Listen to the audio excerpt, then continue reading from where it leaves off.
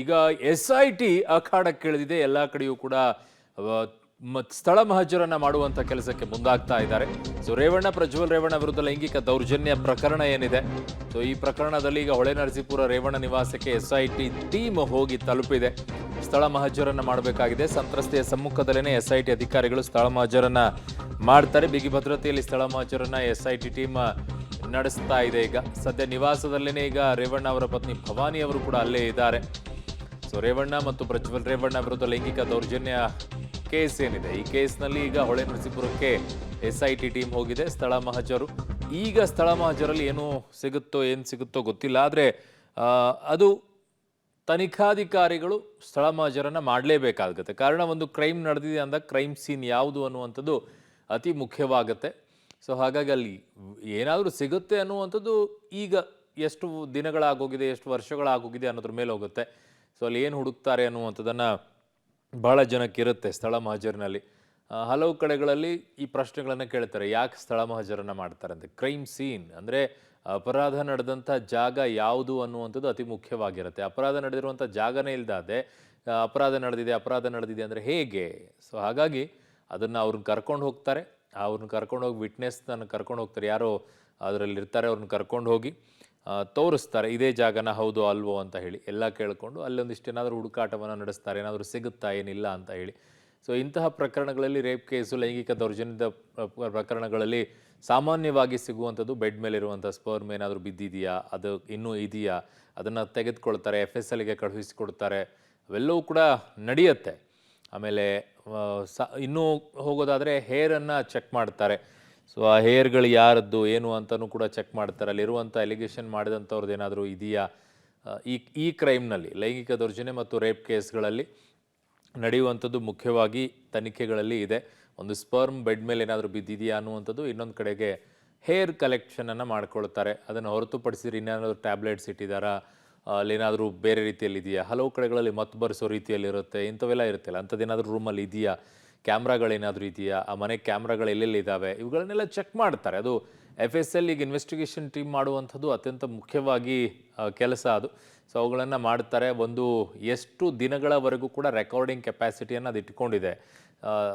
ಸಾಮಾನ್ಯವಾಗಿ ಅಂದರೆ 15 ದಿನಕ್ಕೆ ಇಲ್ಲ 1 ತಿಂಗಳಿಗೆ ಮನೆಯಲ್ಲಿರುವಂಥ CC ಕ್ಯಾಮ್ರಾಗಳು ಡಿಲೀಟ್ ಆಗ್ತಾ ಇರುತ್ತೆ, ಅಪ್ಡೇಟ್ ಆಗ್ತಾ ಇರುತ್ತೆ. ಬಟ್ ಅದನ್ನು ರಿಕವರಿ ಮಾಡೋಕ್ಕೆ 3 ತಿಂಗಳು 4 ತಿಂಗಳುಗಳ ಹಿಂದೆ ನಡೆದಿದೆ ಅನ್ನೋದಾದರೆ ಅದನ್ನು ರಿಕವರಿ ಮಾಡಬಹುದಾ, ಇವುಗಳನ್ನೆಲ್ಲ ಚೆಕ್ ಮಾಡ್ತಾರೆ. ಅದನ್ನು ಕೂಡ ಈಗ ವಶಕ್ಕೆ ತಗೊಳ್ತಾರೆ. ಸೊ ಅವೆಲ್ಲವೂ ಕೂಡ ಈಗ ನಡೆಯುತ್ತೆ FSL ಟೀಮ್. ಹೊಳೆನರಸೀಪುರದ ರೇವಣ್ಣ ಮನೆಯಲ್ಲಿ SIT ಮಹಜರನ್ನ ನಡೆಸ್ತಾ ಇದೆ. ರೇವಣ್ಣ ಮತ್ತು ಪ್ರಜ್ವಲ್ ರೇವಣ್ಣ ಲೈಂಗಿಕ ದೌರ್ಜನ್ಯ ಆರೋಪವನ್ನು ಮಾಡಿದ್ರು ಮನೆ ಕೆಲಸದಾಕೆ. ಸದ್ಯ ದೂರುದಾರೆ ಸಮ್ಮುಖದಲ್ಲಿಯೇ ಈಗ SIT ಸ್ಥಳ ಮಹಜರನ್ನ ಮಾಡ್ತಾ ಇದೆ. ಹೊಳೆನರಸೀಪುರದ ರೇವಣ್ಣ ಅವರ ಮನೆಯಲ್ಲಿ SIT ಈಗ ಮಹಜರನ್ನ ನಡೆಸ್ತಾ ಇದೆ. ಮನೆ ಕೆಲಸದಾಕೆ ಈ ದೌರ್ಜನ್ಯವನ್ನ ಎಸಗಿದ್ರು ರೇವಣ್ಣ ಮತ್ತು ಪ್ರಜ್ವಲ್ ರೇವಣ್ಣ ಅಂತ ಹೇಳಿ. ಸೊ ಅವರನ್ನೇ ಕರ್ಕೊಂಡು ಬಂದು ಈಗ ಸ್ಥಳ ಮಹಜರನ್ನ ಮಾಡ್ತಾ ಇದ್ದಾರೆ. ಎಲ್ಲಿ, ಯಾವ ಕೊಠಡಿ, ಇವೆಲ್ಲವೂ ಕೂಡ ಈಗ ಮುಖ್ಯವಾಗಿ ಸ್ಥಳ ಮಹಜರು ಬೇಕಾಗತ್ತೆ. ಅದನ್ನು ಮಾಡ್ತಾರೆ. ಸಂತ್ರಸ್ತೆ ಜೊತೆಗೇ ಬರಬೇಕಾಗತ್ತೆ. ಕೇವಲ ಪೊಲೀಸರು ಹೋಗ್ಬಿಟ್ಟು ಎಲ್ಲ ನೋಡೋಕ್ಕಾಗಲ್ಲ. ಅವರು ಸಮ್ಮುಖದಲ್ಲೇ ವಿಡಿಯೋ ಚಿತ್ರೀಕರಣದಲ್ಲೇ ಯಾವ ಜಾಗ ಏನು ಅನ್ನುವಂಥದ್ದನ್ನು ಈಗ ಮಾಡಬೇಕು, ಅದನ್ನು ಮಾಡ್ತಾರೆ. ಸೊ ಅದಕ್ಕೆ ಈಗ ಕರ್ಕೊಂಡು ಬಂದಿದ್ದಾರೆ. ಕರ್ಕೊಂಡು ಬಂದು ಈಗ ಆ ಮನೆಯಲ್ಲಿ ಭವಾನಿ ಅವರು ಕೂಡ ಇದ್ದಾರಂತೆ, ರೇವಣ್ಣ ಅವರ ಪತ್ನಿ, ಪ್ರಜ್ವಲ್ ಅವರ ತಾಯಿ. ಸೊ ಯಾಕಂದರೆ ಮನೆಯಲ್ಲಿ ಯಾರಾದರೂ ಇರಬೇಕಲ್ಲ, ಅವ್ರ ಸಮ್ಮುಖದಲ್ಲೇ ಇದೆಲ್ಲವೂ ಕೂಡ ಆಗಬೇಕಾಗತ್ತೆ ಅಲ್ಲಿ. ಸೊ ಹಾಗಾಗಿ ಕೆಲವೊಂದು ಟೈಮಲ್ಲಿ ಮನೆಯಲ್ಲಿ ಯಾರು ಇಲ್ಲದೆ ಇರುವಂಥ ಟೈಮಲ್ಲೂ ಕೂಡ ಅದಕ್ಕೆ ರೆಸ್ಪಾಂಡ್ ಮಾಡದೇ ಇದ್ದರೆ ಅದು ಅವಕಾಶ ಆ ತನಿಖಾಧಿಕಾರಿಗಳಿಗೆ ಇರುತ್ತೆ. ಕಾರಣ ಸ್ಥಳ ಮಹಜರು ಅತಿ ಮುಖ್ಯ ಒಂದು ತನಿಖೆಗೆ. ಸೊ ಹಾಗಾಗಿ ಈಗ ಸ್ಥಳ ಮಹಜರನ್ನು ಮಾಡ್ತಾ ಇದ್ದಾರೆ. ನನ್ನ ಸಹೋದ್ಯೋಗಿ ಹಾಸನದಿಂದ ಶಶಿಧರ್ ಈಗ ನನ್ನೊಂದಿಗೆ ಸಂಪರ್ಕಕ್ಕೆ ಸಿಗ್ತಾ ಇದ್ದಾರೆ. ಶಶಿಧರ್, ಏನೆಲ್ಲ ಈಗ ಲೈವ್ ಅಪ್ಡೇಟ್ಸ್ಗಳು ಬರ್ತಾ ಇದೆ ಅಲ್ಲಿ? ಶಶಿಧರ್, ಅರುಣ್, ಏನು HD ರೇವಣ್ಣ ಹಾಗೂ ಪ್ರಜ್ವಲ್ ರೇವಣ್ಣ ಅವರ ಮೇಲೆ ಅವರು ಕೆಲಸ ಮಾಡ್ತಿದ್ದಂತಹ ಮನೆಯಲ್ಲಿದ್ದಂತಹ ಲೈಂಗಿಕ ಕಿರುಕುಳಕ್ಕೆ ಒಳಗಾದಂತಹ ಸಂತ್ರಸ್ತೆಯನ್ನು ದೂರನ್ನು ನೀಡಿದ್ರು. ಆ ಸಂತ್ರಸ್ತ ಮಹಿಳೆಯನ್ನ ಈಗ ಹೊಳೆನರಸೀಪುರಕ್ಕೆ ವಿಶೇಷ ತನಿಖಾ ತಂಡ ಕರೆದುಕೊಂಡು ಬಂದಿರತಕ್ಕಂಥದ್ದು. ಡಿವೈಎಸ್ಪಿ ಆದಂತಹ ಸತ್ಯನಾರಾಯಣ ಸಿಂಗ್, SP ಸುಮಾರಾಣಿ ನೇತೃತ್ವದಲ್ಲಿ 3 ವಾಹನಗಳಲ್ಲಿ ಈಗ HD ರೇವಣ್ಣ ಅವರ ಚನ್ನಾಂಬಿಕಾ ನಿವಾಸಕ್ಕೆ ಆಗಮಿಸಿ ಏನು ಆರಂಭದಿಂದಲೂ ಸಹ ಸಾಕ್ಷ್ಯವನ್ನ ಸಂಗ್ರಹಿಸಿ ಮಹಿಳಾ ಹೇಳಿಕೆಯನ್ನ ದಾಖಲಿಸಿಕೊಳ್ತಾ ಇರ್ತಕ್ಕಂಥದ್ದು. ಏನು ಆ ಮಹಿಳೆ ಆರೋಪವನ್ನು ಮಾಡಿದ್ರು, ಮನೆ ಒಳಗೆ ಇಂತಿಂತ ಜಾಗದಲ್ಲಿ ನನ್ನ ಮೇಲೆ ಲೈಂಗಿಕ ಕಿರುಕುಳವನ್ನು HD ರೇವಣ್ಣ ಹಾಗೂ ಪ್ರಜ್ವಲ್ ರೇವಣ್ಣ ಅವರು ನೀಡಿದ್ರು ಅಂತ ಹೇಳಿದ್ರು. ಆ ಸ್ಥಳಗಳಿಗೆ ತೆರಳಿ ಅಲ್ಲಿ ಸ್ಪಾಟ್ ಮಾಜರನ್ನ ಮಾಡಿ ಆ ಹೇಳಿಕೆಯನ್ನ ದಾಖಲಿಸಿಕೊಳ್ತಾ ಇದ್ದಾರೆ. ಈಗಾಗಲೇ ಸ್ಥಳೀಯ ಪೊಲೀಸರ ನೆರವನ್ನು ಸಹ ಏನು SIT ತಂಡ ಪಡೆದುಕೊಂಡಿದೆ. ಆ ಮಹಿಳೆ ಹೇಳಿಕೆ ಏನಿದೆ ಅದೇ ಸಂದರ್ಭದಲ್ಲಿ ಅದಕ್ಕೆ ಬೇಕಾದಂತಹ ಕಂಪ್ಯೂಟರ್ ಇರ್ಬೋದು, ಪ್ರಿಂಟ್ ಇರ್ಬೋದು, ಎಲ್ಲವನ್ನೂ ಸಹ ಈಗಾಗಲೇ ಅಲ್ಲಿ ಅಲ್ಲದೆ ಒಬ್ರು ಮಹಿಳಾ ಸಿಬ್ಬಂದಿ ಕೂಡ ಆ ವಿಡಿಯೋನ ಸಂಪೂರ್ಣವಾಗಿ ಮಹಿಳೆ ಹೇಳಿಕೆಯನ್ನ ರೆಕಾರ್ಡ್ ಕೂಡ ಮಾಡಿಕೊಳ್ಳಲಾಗ್ತಿದೆ. ಏನು ಲೈಂಗಿಕ ಕಿರುಕುಳ ನೀಡಿದರೆ ಅಂತ ಹೇಳಲಾಗಿದೆ. ಈಗ ಭವಾನಿ ರೇವಣ್ಣ ಅವರು ಸಹ ಮನೆಯಲ್ಲೇ ಇದ್ದು ಆ ಸಂತ್ರಸ್ತ ಮಹಿಳೆ ಅವರ ಮುಂದೆಯೇ ಸಹ ಹೇಳಿಕೆಯನ್ನ ನೀಡ್ತಾ ಇದ್ದಾರೆ. ಈಗ ಮನೆಯ ಮುಂದೆ ಸಂಪೂರ್ಣವಾಗಿ ಬ್ಯಾರಿಕೇಡ್ ಗಳನ್ನ ಹಾಕಿ ಬಂದೋಬಸ್ತ್ ಸಹ ಮಾಡಲಾಗಿದೆ. ಅಲ್ಲದೆ ಹೆಚ್ಚುವರಿ ಪೊಲೀಸರನ್ನು ಸಹ ನಿಯೋಜಿಸಲಾಗಿದೆ. ಸ್ಥಳೀಯವಾಗಿ ASP ತಮ್ಮಯ್ಯ, DYSP ಅಶೋಕ್ ಸೇರಿದಂತೆ ಹಲವು ಪೊಲೀಸ್ ಅಧಿಕಾರಿಗಳು SIT ತಂಡಕ್ಕೆ ಸಹಕಾರವನ್ನ ನೀಡ್ತಾ ಇರತಕ್ಕಂಥದ್ದು. ಏನು ಏಪ್ರಿಲ್ 28ರಂದು ಇದೇ ಸಂತ್ರಸ್ತ ಮಹಿಳೆ ಹೊಳೆನರಸೀಪುರ ನಗರ ಪೊಲೀಸ್ ಠಾಣೆಗೆ ಲೈಂಗಿಕ ಕಿರುಕುಳ ನೀಡಿದ್ದಾರೆಂದು A1 ಆರೋಪಿಯಾಗಿ HD ರೇವಣ್ಣ, A2 ಆರೋಪಿ ಪ್ರಜ್ವಲ್ ರೇವಣ್ಣ ಅವರ ಮೇಲೆ ದೂರನ್ನ ನೀಡಿದ್ರು. ಅಲ್ಲಿ FIR ದಾಖಲ ನಂತರ ಅದನ್ನ SITಗೆ ವರ್ಗಾವಣೆ ಮಾಡಲಾಗಿತ್ತು. ಈಗ SIT ತನಿಖೆ ಚುರುಕುಗೊಳಿಸೋದ್ರಿಂದ ಹೊಳೆನರಸೀಪುರದ ಚನ್ನಾಂಬಿಕಾ ನಿವಾಸಕ್ಕೆ ಸಂತ್ರಸ್ತ ಮಹಿಳೆ ಆಗಮಿಸಿದ್ದು ಈಗ ಪ್ರತಿಯೊಂದು ಹೇಳಿಕೆಗಳನ್ನ ನೀಡ್ತಾ ಇದ್ದಾರೆ. SIT ತಂಡ ಅವರ ಹೇಳಿಕೆ ಹಾಗೂ ಸಾಕ್ಷ್ಯಗಳನ್ನ ಸಂಗ್ರಹಿಸ್ತಾ ಇರತಕ್ಕಂಥದ್ದು. ಈಗ ಅರುಣ್, ಓಕೆ, ಬಿಗಿ ಭದ್ರತೆಯ ನಡುವೆ ಈ ತಳಮಾಜರನ್ನ ಮಾಡುವಂಥ ಪರಿಸ್ಥಿತಿ ಹೇಳ್ತಾ ಇದ್ರಿ ನೀವು. ಹಾಗೆ ಸಂಪರ್ಕದಲ್ಲಿ ಶಶಿಧರ್, ನಿಮ್ಮನ್ನ ಮತ್ತೆ ಸಂಪರ್ಕವನ್ನು ಮಾಡುವಂಥ ಕೆಲಸವನ್ನು ಮಾಡ್ತೀನಿ ನಾನು.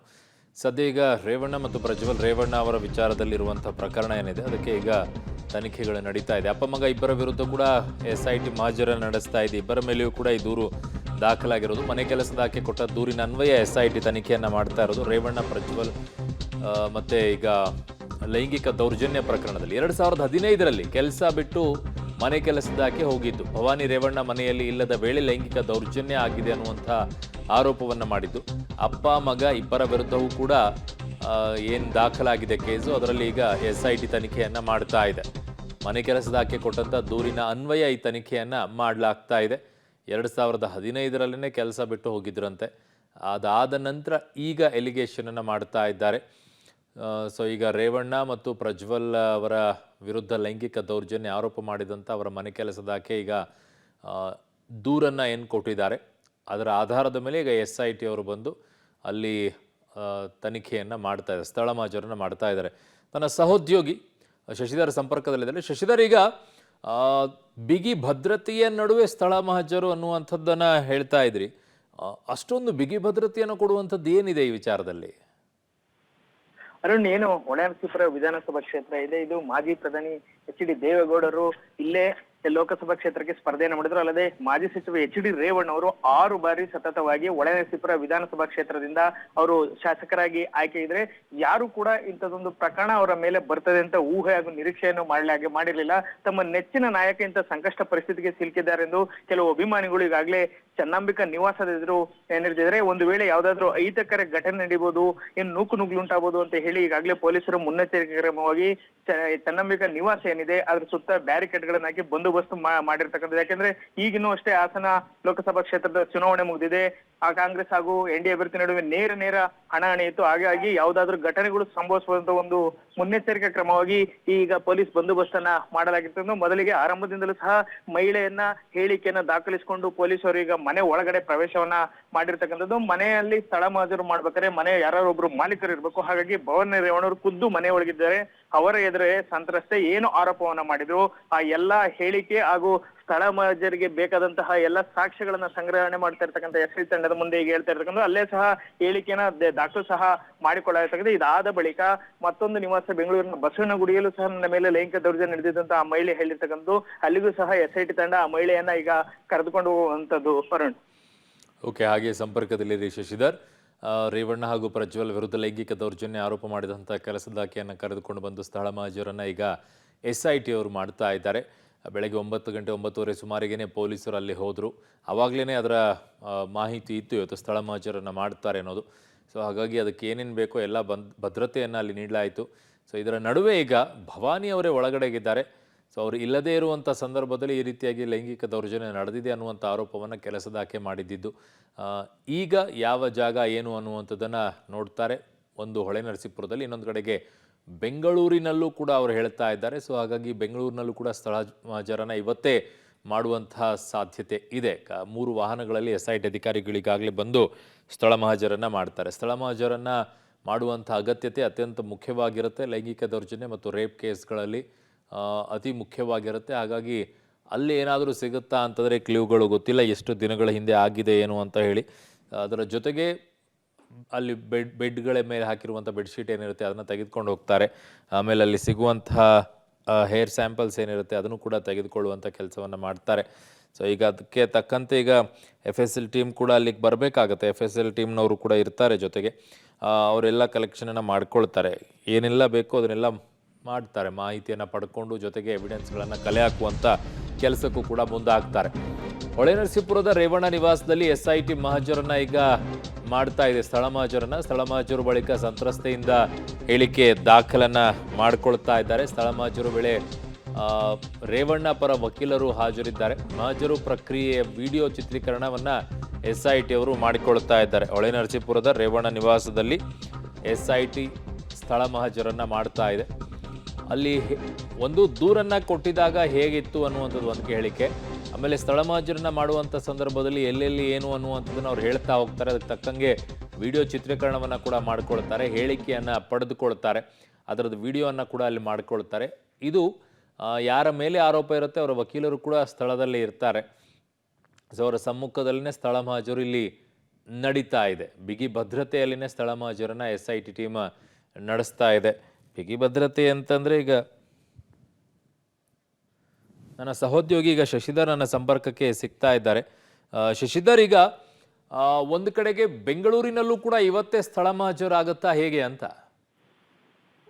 ಹೌದು ಅರುಣ್, ಏನು ಇದು ಪ್ರಮುಖವಾಗಿ HD ರೇವಣ್ಣ ಹಾಗೂ ಸಂಸದ ಪ್ರಜ್ವಲ್ ರೇವಣ್ಣ ಅವರ ಮೇಲೆ ಏನು ಸಂಘರ್ಷ ಮಹಿಳೆ ಇದ್ದಾರೆ, ಅವರು 2 ಕಡೆ ನನ್ನ ಮೇಲೆ ಲೈಂಗಿಕ ಕಿರುಕುಳವನ್ನ ನೀಡಿದ್ರು ಅಂತ ಹೇಳಿದ್ರು. ಒಂದು ಹೊಳೆನರಸೀಪುರ ನಿವಾಸದಲ್ಲಿ ಭವಾನಿ ರೇವಣ್ಣ ಅವರು ಇಲ್ದಿದ್ದಾಗ ನನ್ನ ಮೇಲೆ ಲೈಂಗಿಕ ಕಿರುಕುಳವನ್ನ ನೀಡ್ತಾ ಇದ್ರು. ಅಡುಗೆ ಮನೆ ಹಾಗೂ ರೂಮಿನಲ್ಲಿ ನನ್ನ ಮೇಲೆ ಲೈಂಗಿಕ ಕಿರುಕುಳವನ್ನ ನೀಡ್ತಾ ಇದ್ರೆ ಅಂತ ಅವರು ಪ್ರಮುಖವಾದಂತಹ ಆರೋಪವನ್ನ ಮಾಡಿದ್ರು. ಹಾಗಾಗಿ ಮೊದಲು ಹೊಳೆನರಸೀಪುರದ ಚನ್ನಾಂಬಿಕಾ ನಿವಾಸದಲ್ಲಿ ಸ್ಥಳ ಮಹಜರನ್ನ ಈಗ ನಡೆಸ್ತಾ ಇದ್ದಾರೆ.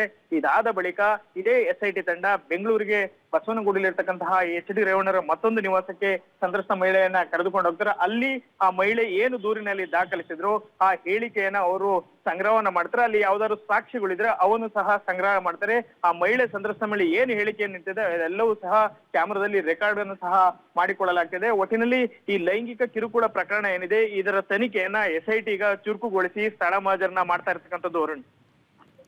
ಓಕೆ ಶಶಿಧರ್, ಅಲ್ಲಿ ಬೇರೆದವ್ರು ಯಾರು ಕೂಡ ಕುಟುಂಬಸ್ಥರು, ಈಗ ಭವಾನಿ ಅವ್ರನ್ನ ಹೊರತುಪಡಿಸಿದ್ರೆ ಇನ್ನು ಉಳಿದಂಥವ್ರು ಯಾರು ಕೂಡ ಒಳಗಡೆಗೆ ಬಿಟ್ಟಿಲ್ವಾ? ಓನ್ಲಿ ಭವಾನಿ ಅವ್ರು ಮಾತ್ರ ಒಳಗಡೆಗಿದ್ದಾರಾ?